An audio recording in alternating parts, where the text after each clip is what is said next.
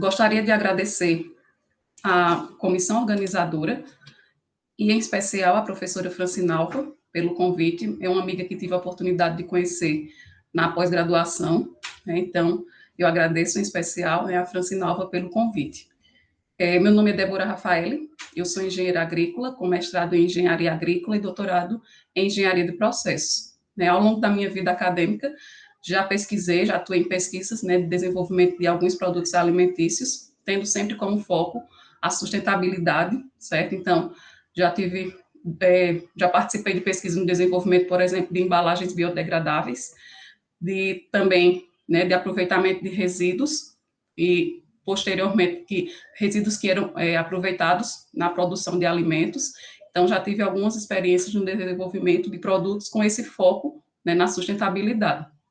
Então, a nossa palestra de hoje, que tem como o tema a inovação tecnológica, voltada com esse foco para a sustentabilidade, que é, na realidade, o futuro da indústria de alimentos. Então, não só da indústria de alimentos, mas de todos os setores industriais, produzir de forma sustentável. Então, a economia linear adotada atualmente, ela não tem mais condições de se sustentar dessa forma onde se extrai, produz e depois simplesmente descarta, depois do pós-consumo é descartado. Então, a gente sabe que é necessário a adoção de políticas sustentáveis, porque essa forma de produção ela não é mais possível de se manter e de atender a essa demanda crescente por alimentos e por todos os outros produtos que são de necessidades da população como um todo. Então, vamos iniciar a nossa apresentação.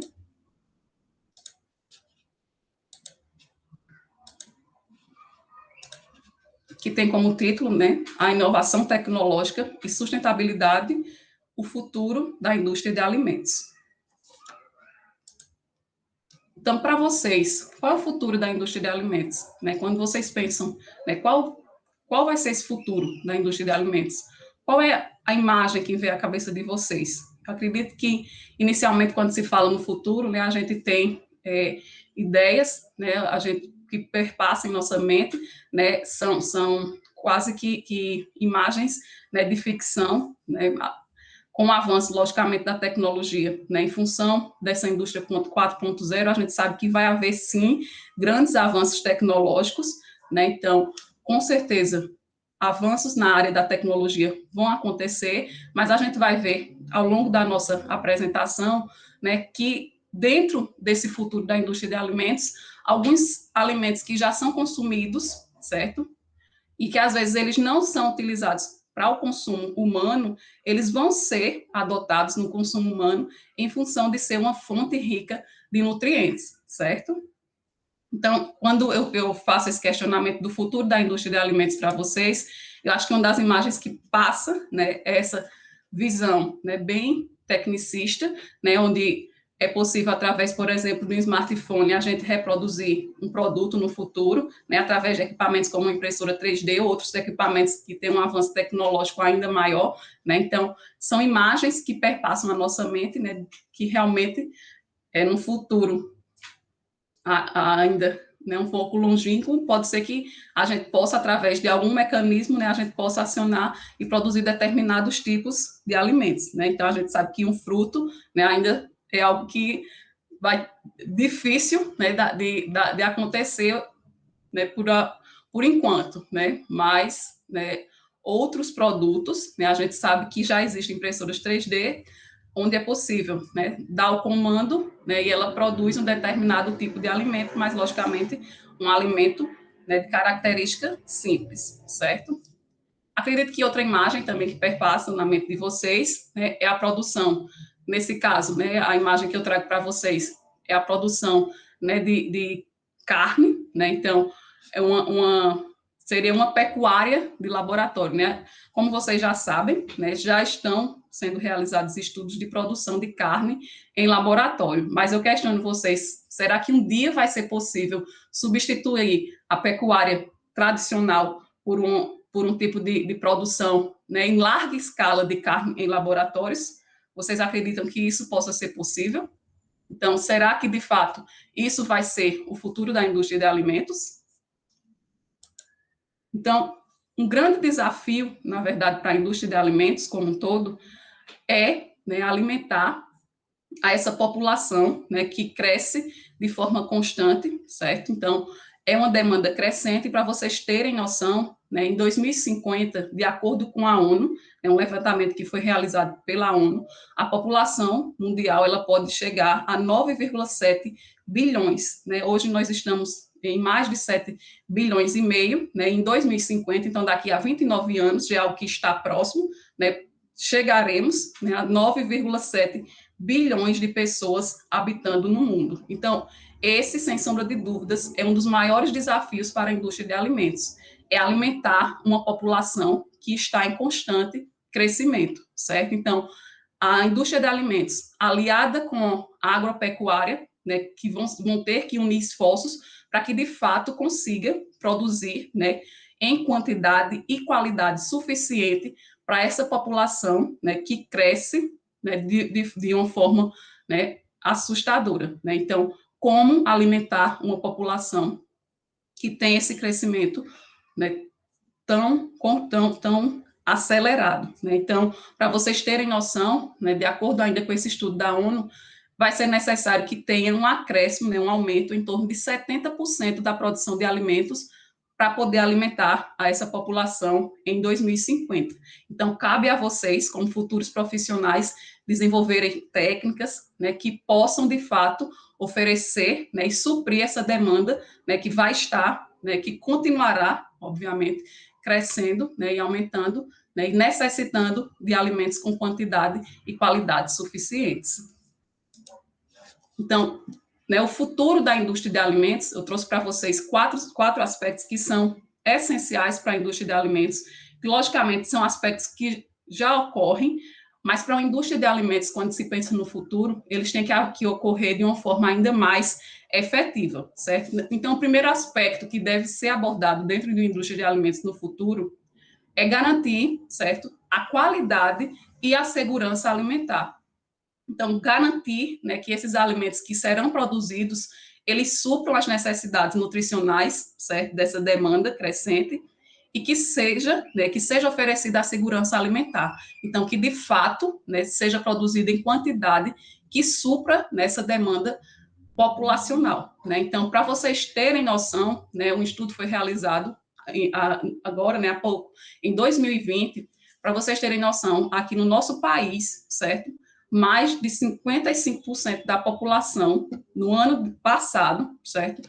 Sofreu com algum tipo de insegurança alimentar. Né? E o que é isso quer dizer? Que em algum momento, né, durante o ano, ou em grande parte do ano, né, e muitas famílias a gente sabe que durante o ano inteiro convivem ainda, grande parte delas, né, em função do aumento de desemprego, de todos os outros problemas que nós sabemos, né, que vem ocorrendo também em função da pandemia, essas pessoas sofreram de algum tipo de insegurança alimentar, quer dizer, ou faltou quantidade ou faltou qualidade, né, para suprir as necessidades básicas nutricionais dessa população. Né? Então, é um questionamento que pode ser levantado como o Brasil é o segundo exportador mundial de alimentos, ficando apenas atrás dos Estados Unidos, né, e mais da metade da sua população, ela vem sofrendo com a insegurança alimentar. Então, é uma conta que não fecha. Né? Como o país, ele é o segundo maior produtor, exportador de alimentos, e a sua população, ela não tem acesso, mais de 55% ela não tem acesso ao básico. Né? Em algum momento, né, durante esse ano de 2020, de acordo com esse estudo, faltou o básico, né, para compor, né, a dieta nutricional, né, mais desses 55% que compõem a população brasileira. Né? Então, a indústria de alimentos ela também tem que ter esse foco voltado também para o social. É produzir alimentos que também supram a necessidade, que sejam acessíveis para uma população como um todo. Logicamente que vão ser produzidos outros alimentos para suprir outros níveis sociais, mas logicamente cabe a vocês profissionais, futuros profissionais, pensarem também em produzirem alimentos que tenham qualidade nutricional e que também visem essa segurança alimentar, que possam ser acessíveis para a população como um todo. Outro aspecto que deve ser abordado é com relação ao desenvolvimento ou aperfeiçoamento de produtos. Então, como eu falei, né, no aspecto anterior, é desenvolver produtos que tenham essa característica de oferecer qualidade nutricional e segurança alimentar também. Um outro ponto é a questão do uso de energias renováveis. A gente sabe que indústrias, principalmente as de maior porte, elas já vêm passando por essa mudança, né, de matriz energética, né, utilizando fontes renováveis no seu processo produtivo, e uma indústria de alimentos no futuro, ela deve passar por essa modificação, né, deixar de utilizar, né, essas energias, por exemplo, a energia termoelétrica, que a gente sabe que é uma grande fonte poluidora do meio ambiente, e mudar, né, para energias renováveis, certo? E um outro aspecto é buscar a sustentabilidade no processo. E quando eu falo em buscar sustentabilidade, não é apenas no processo produtivo em si, né? Em toda a cadeia produtiva deve-se haver a sustentabilidade, né, como princípio em toda a produção da indústria. Então, desde da matéria-prima e dos insumos que vão ser adquiridos, então, adquirir fornecedores que também tenham essa preocupação com a sustentabilidade. Já na fase do processo produtivo, né, buscar reduzir ao máximo a produção de resíduos, por exemplo, né, buscar fontes renováveis de energia, então reduzir ao máximo o uso de energia, reduzir ao máximo o uso, né, do recurso água, então buscar maneiras, né, de ser mais sustentável. E quando esse produto, né, ele chegar até o consumidor, né, que ele tenha, né, e ofereça essa qualidade e segurança alimentar, e no pós-consumo, né, que esses resíduos que são gerados, que eles tenham a característica de serem biodegradáveis ou que eles sejam recicláveis, né, e possam voltar a esse processo, ou que eles possam, né, ser utilizados em outros processos produtivos, né, como forma de se ter uma economia circular. Então, aqui eu trago para vocês algumas tendências de inovação dentro de algumas áreas que compõem a indústria de alimentos. Então, aqui eu trago dentro da cadeia de suprimentos, certo? Que tenha esse foco sustentável. Então, um dos pontos é a tecnologia de rastreabilidade. Então, a gente sabe que a indústria de alimentos, ela já utiliza muito, né, é a rastreabilidade. Então, a gente sabe que na indústria de alimentos do futuro, né, essas tecnologias voltadas à rastreabilidade, elas vão ser cobradas ainda mais, certo? Então, deverão ser ainda mais efetivas. Então, através de soluções blockchain, né, que a gente sabe que é um sistema que permite o rastreamento de envio e recebimento de informações através da internet, né, e através de outras formas, né, e outros tipos de sistemas de rastreamento de alimentos, né, para que essa cadeia de suprimentos ela possa, né, oferecer uma transparência em todo o processo, certo? Um outro ponto que deve, né, compor, né, uma indústria de alimentos no futuro é a melhor saúde animal. Quando se fala nisso, né, a gente sabe que já existe, né, o modelo de bem-estar animal, né, onde a produção, né, ela tem toda uma preocupação com o manejo adequado desses animais como forma, né, de gerar uma maior produção e uma maior qualidade, certo? Então, os consumidores do futuro, eles serão muitos já têm um nível de consciência elevado, e no futuro esse nível de consciência vai aumentar ainda mais. Então, quanto mais consciente o consumidor, mais cobrança esse consumidor terá, né, com relação aos produtos que ele estará consumindo.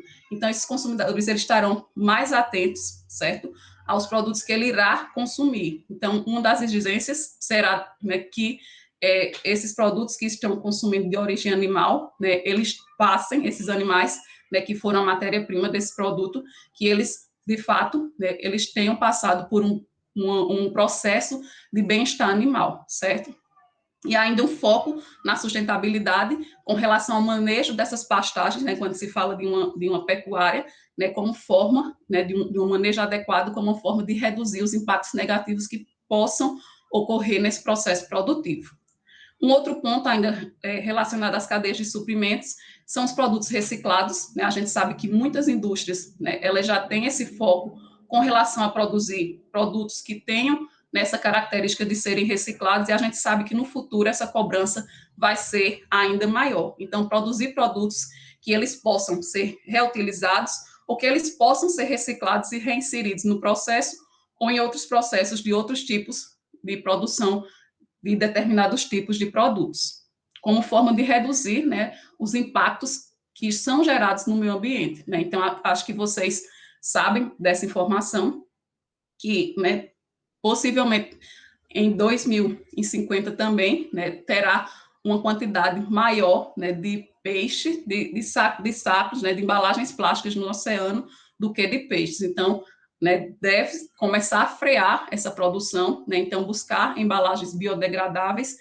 ou embalagens que têm essa característica de serem recicladas, né, que elas possam, né, voltar a um processo produtivo e evitar que elas sejam descartadas como lixos, né, que sejam resíduos que possam agregar, né, e possam voltar a um processo. Com relação ao gerenciamento de recursos, certo? Um ponto importante, né, que é uma tendência de inovação, é com relação ao sequestro de carbono. Então, a agricultura regenerativa, né, ela tem, né, como característica buscar principalmente a preservação dessa área, ao invés, né, de cultivos mais tradicionais que buscam produzir sem ter uma preocupação com os impactos e as degradações que são geradas nesse solo, certo? Então, a agricultura regenerativa, ela busca, né, ela tem como prioridade a preservação e recuperação desse solo que foi utilizado em um processo de produção, certo? Então, é um tipo, certo, de aspecto que é utilizado nessa questão de sequestro de carbono. Acredito que vocês saibam que o solo ele tem essa capacidade de fazer também o sequestro de carbono. Então, se o solo ele está em uma condição ideal, certo? Se nesse solo é mantida a matéria orgânica, o processo de ciclagem de nutrientes, então vai haver o sequestro, certo, de carbono ao invés da liberação para o meio ambiente. Então, para vocês terem noção, quando se ocorre um manejo adequado de um solo, né? Então, se os solos eles passassem por um manejo adequado, um manejo conservacionista, em torno de 5 a 10% dos gases que são liberados, eles poderiam ser absorvidos por esses solos, né? Mas como a gente sabe, né, atualmente a nossa realidade não é essa, né? Então, grandes sistemas produtivos não têm essa preocupação com, né, o manejo adequado do solo, né, e vem desmatando áreas e utilizando, esgotando esses solos, né, que vai, ao invés de estar sequestrando carbono, esse solo também vai estar atuando na liberação também, né, desses gases de efeito estufa. Um outro ponto, quando se fala do gerenciamento de recursos, né, como inovação, é a redução do uso de água. Então, são ações que já existem dentro de algumas indústrias, mas que devem, né, se tornar uma realidade no futuro. Então, buscar ao máximo reduzir o uso de água dentro da indústria, certo? E fazer o aproveitamento também. Então, águas que foram utilizadas em alguns setores da indústria, eles podem ser reutilizados em outras áreas, por exemplo, né, para irrigação de jardins, pode ser utilizados em descargas, eles podem ter outras funcionalidades, assim como o aproveitamento de chuvas, certo? Existem indústrias, né, atualmente que elas já são projetadas para captarem a água da chuva, certo? Então, elas captam um grande volume de água de chuvas e essa água ela vai passar por um processo de tratamento e ela pode ser inserida posteriormente no processo produtivo, certo? Ou então, né, o efluente que é liberado por essa indústria, ele passa por um tratamento específico e ele pode ser reutilizado também dentro dessa indústria, mas logicamente vai depender do efluente que foi produzido, se ele tem ou não uma carga, né, de contaminantes. Então, é necessário estudos para que possa definir quais serão os possíveis usos dessas águas, certo? Mas uma tendência, quando se fala com relação à utilização do recurso água, certo? É buscar ao máximo reduzir a sua utilização e, quando ela é utilizada, buscar meios para que ela possa ser reutilizada e reinserida no processo. Ainda com relação ao gerenciamento de recursos, um outro ponto importante é a redução do desperdício, certo? Então, é necessário que as empresas busquem ao máximo reduzir os desperdícios, certo? Então, para vocês terem noção, aqui no Brasil, o desperdício de alimentos certo? Em toda a cadeia produtiva é em torno de 30%, né? Então, se não houvesse todo esse desperdício, então poderia, né, alimentar ou baratear os valores desses alimentos, e essas pessoas que passam por insegurança alimentar, elas poderiam estar tendo acesso a esses alimentos. Então, buscar formas de reduzir ao máximo esse desperdício, então, desde o início da cadeia produtiva, então, desde o campo, né, até quando chega no consumidor, que a gente sabe que, infelizmente, né, o brasileiro, ele tem essa cultura do desperdício, né, então, ele quer aquela questão da mesa farta e não se preocupa com o desperdício que pode ser gerado e quantas famílias poderiam ser alimentadas, né, e se não houvesse esse desperdício, certo? Então, buscar ao máximo reduzir esse desperdício como forma de reduzir os custos nesse processo produtivo e tornar esses produtos, às vezes, mais acessíveis para a população, certo? Um outro ponto é com relação às embalagens sustentáveis. Então, um ponto extremamente importante é buscar produzir embalagens que têm essa característica de serem sustentáveis, que ou elas sejam biodegradáveis ou que elas sejam, né, tenham características de serem reaproveitadas, então que elas possam ser reutilizadas, ou que elas possam, né, ser reinseridas no processo, então que elas simplesmente elas não virem lixo, certo? Porque a gente sabe que a maioria dos resíduos que são, né, gerados no pós-consumo, né, eles são tratados como um lixo, quando na verdade grande parte, né, poderia voltar, né, e ser utilizado como uma matéria-prima no sistema produtivo. Com relação, né, à área, né, da qualidade nutricional, então, uma tendência é utilizar alimentos como remédios, certo? Então, os consumidores, eles buscam por alimentos que tragam benefícios à saúde. Então, no futuro, nessa cobrança por esses alimentos que tragam, né, benefícios para a saúde, ou que eles tragam, né, alguma característica anti-envelhecimento, por exemplo, ou que eles melhorem a imunidade, a nutrição do corpo e mente, eles vão ser uma cobrança ainda mais desse consumidor que se torna a cada dia mais consciente. Um outro ponto é com relação, além das proteínas vegetais. Acho que vocês já devem ter ouvido falar desse movimento que está em ascensão, que é o plant-based, que às vezes ele é confundido com o veganismo, certo? Então, são pessoas que buscam se alimentar de produtos saudáveis, mas que têm uma preocupação com os impactos, né, que o processo de alimentação, o processo de consumo, ele pode gerar no meio ambiente. Então, eles buscam ao máximo produzir alimentos naturais ou minimamente processados, mas que não tenham a adoção, por exemplo, de aditivos, certo? Então, eles se alimentam, mas eles querem também, né, que o que ele está se alimentando, ele não esteja gerando impacto negativo para o meio ambiente. Então, vai haver ainda mais nessa conscientização, né, de consumidores que têm essa preocupação de consumir alimentos saudáveis, mas que não impactem negativamente o meio ambiente. Um outro ponto é a biotecnologia, ela ser uma aliada, né, da área de alimentos. Então, essa busca por alimentos mais saudáveis e sustentáveis, eles devem aumentar, né, e fazer com que a biotecnologia alimentar, né, ela se torne cada vez mais e esteja cada vez mais evidenciada, certo? Então, que traga soluções, né, como a adição de genes ou de genomas, né, que traga melhorias no processo fermentativo dos inúmeros produtos existentes, e que também, né, busque, né, uma melhoria com relação à agricultura celular. Então, para vocês terem noção, a Embrapa ela já desenvolve pesquisas, né, com espécies vegetais que vão ser utilizados futuramente, né, consumidos como produtos que tenham características de vacina ou de medicamentos. Aqui eu vou trazer para vocês alguns alimentos do futuro, algumas tendências de futuro com relação a produtos também do setor de alimentos, né? O primeiro que eu trago para vocês, com certeza vai gerar alguma estranheza, certo? Que é o consumo de insetos. Eles já são consumidos no Oriente, né? E eles já começam a ser utilizados também aqui no Ocidente. Então, para vocês terem noção, aqui no Brasil já existem fazendas que produzem insetos.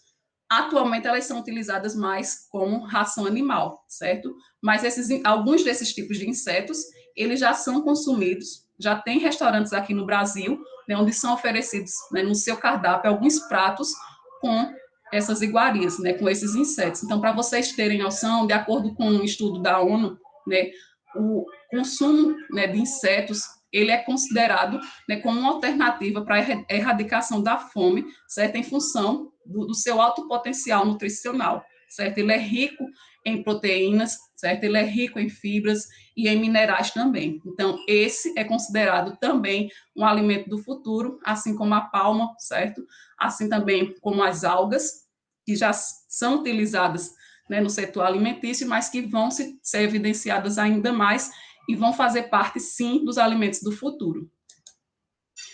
Um outro alimento, né, que a gente começou falando no início da nossa palestra, é a carne produzida em laboratório, né? Então já existem estudos, né? A carne ela já vem sendo produzida em laboratório, certo? Porém, o preço dessa carne, para vocês terem noção, né, ela não é acessível, né, a nós, né, a população comum, certo? Então, são para os mais abastados, né, da sociedade. Então, para vocês terem noção, né, 400 gramas dessa carne, né, ela está custando em torno de $2.400, né? Então, é algo que é inacessível, né? Então, por isso que no início eu questionei para vocês, será que um dia, né, a pecuária tradicional, ela vai ser substituída por uma pecuária em laboratório, né? Eu acredito que não, certo? Mas essa pode sim ser uma alternativa de produção de carnes também. Mas a gente sabe que com o avanço das tecnologias e com o aumento também das demandas, né, esse preço, logicamente, ele vai ser reduzido. Mas por enquanto, em função de todo o processo de pesquisa que é envolvido, né, ainda é um preço, né, inacessível para grande parte da população mundial. Um outro, né, nesse caso, um produto, né, que vai estar em alta no futuro, né, que já existem testes, assim como vocês podem ver na imagem, certo? É a impressora 3D. Então, essas impressoras 3D, né, elas prometem, né, a produção de determinados tipos de alimentos, certo? Então, eles fazem uma propaganda que no futuro vai ser possível a gente escolher determinados tipos de alimentos, né? Então, através de um comando, por exemplo, do smartphone, vai ser produzido um determinado tipo de alimento, certo? Então, inicialmente, como ainda está numa fase ainda de testes, né? Então, são produtos básicos que são produzidos nessas impressoras 3D, né? Mas a promessa que eles trazem é de que, como o micro-ondas, né, que há, sei lá, 30 anos atrás era algo que era impensável ter em nossas casas, a impressora 3D é uma proposta de futuro e que possivelmente estará em nossas casas, né, e produzindo determinados tipos de alimentos. Uma outra questão, né, outra tendência de futuro que já vem sendo feita, mas que vai, né, ser mais evidenciada ainda, que vai ser mais produzido ainda, são as embalagens de alimentos biodegradáveis, né? Então, aqui eu trago 2 exemplos de embalagens. Nessa primeira imagem, vocês têm uma embalagem feita a partir do caramelo de açúcar, certo? Misturado com cera, certo? Então, foi produzida essa embalagem para acondicionar óleos, né? Mas a gente sabe que já existe infinidade de embalagens feitas, né, a partir de vários tipos, né, de matéria-prima. Nessa segunda, é uma startup londrina, né, que desenvolveu, né, eles chamam, né, de uma garrafa de água, certo? Então, o produto que tem aqui é a água, né? Então, esse invólucro é feito a partir de algas, certo? Então, ele pode ser consumido, né? Então, você pode consumir juntamente com a água, certo? Ou se descartar, ele será, né, totalmente degradado pelo meio ambiente, certo? Então, existem vários tipos de produtos que já estão sendo inseridos no mercado e outros que ainda estão em fases de testes. Mas o açúcar caramelizado, algas, a cera de abelha, certo? São alguns exemplos de produtos que no futuro, né, a gente vai ter maior acesso a esses produtos, certo? A essas embalagens biodegradáveis. E a gente sabe que ela é, né, uma forma sustentável, né, uma alternativa sustentável em substituição às embalagens produzidas, né, a partir do petróleo, que a gente sabe que todo o potencial poluidor que essas embalagens, né, à base de petróleo, elas têm para o meio ambiente. Uma outra questão no futuro, né, e aí esses sensores, eles já estão sendo desenvolvidos, logicamente eles não estão acessíveis à população como um todo, em função do valor que eles possuem, né, mas eles, né, no futuro, outros produtos com essas características estarão no mercado e de forma mais acessível, certo? Então, aqui a gente tem 2 sensores, certo? Nesse primeiro sensor, é possível, né, avaliar e testar a qualidade e amadurecimento de frutas frescas, né? Então, ele, através desses sensores, ele consegue captar a qualidade, né, desse produto, sem fazer uma avaliação destrutiva desse produto, certo? Então, é possível detectar qual é a qualidade, né, o ponto de amadurecimento desse fruto, né, e o sabor, né, desse fruto também. Já nesse segundo, né, sensor, é possível, né, determinar, né, qual é o valor nutricional e o grau de frescor que um determinado peixe ele está apresentando, sem ser necessário, né, uma análise destrutiva desse produto também. Então, são produtos que já estão, né, sendo inseridos no mercado e que será uma realidade no nosso futuro e que vai, né, facilitar ainda mais quando se fala na questão do controle de qualidade dentro de uma indústria de alimentos. E um outro, né, para finalizar a nossa palestra, é, né, uma nova forma, né, que aqui no Brasil ainda está em fase de teste, mas em outros países, né, ela já foi efetivada, que é a entrega de alimentos, né, através de drones, né? Então, para vocês terem noção, nos Estados Unidos, lojas de departamentos, farmácias, redes de fast foods, elas já utilizam, certo, esse tipo de forma de entrega, né, esse tipo de delivery através de drones. Mas eles possuem ainda algumas limitações, né? Então, o que está em fase de teste aqui no Brasil, eles atingem um raio de 5 quilômetros. Então, né, para fazer essa entrega, ela não pode ultrapassar esse raio de 5 quilômetros, certo? Se esse dia estiver chuvoso ou estiver com um índice de ventos acima de 50 quilômetros por hora, por exemplo, né, vai limitar também o funcionamento desses drones. Então, algumas limitações existem, mas no futuro a gente vai ver, né, um número grande de drones fazendo entregas, né, de produtos, de inúmeros produtos, certo, nos nossos céus. Então, aqui foram algumas referências, né, que foram utilizadas em nossa palestra. Muito obrigada pela oportunidade. Espero que eu tenha trazido, né, algum esclarecimento para vocês. Se gerou alguma dúvida, podem entrar em contato comigo, certo? Através desse e-mail. E espero que eu tenha, né, trazido, né, algum conhecimento, né, para vocês. Então, boa noite e muito obrigada, né, pela oportunidade de estar participando, né, do segundo Congresso Online de Alimentos e Agropecuária.